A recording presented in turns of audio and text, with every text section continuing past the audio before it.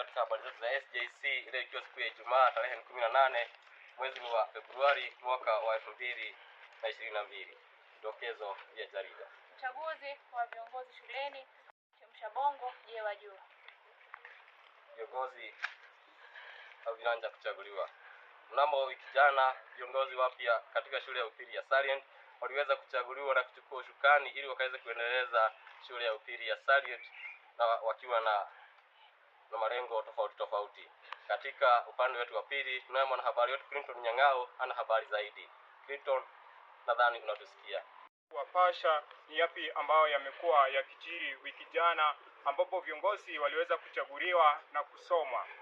Ni kweli kuwa wanafunzi waliweza kupiga kura zao na kuwachagua viongozi ambao walikuwa wanawapenda zaidi.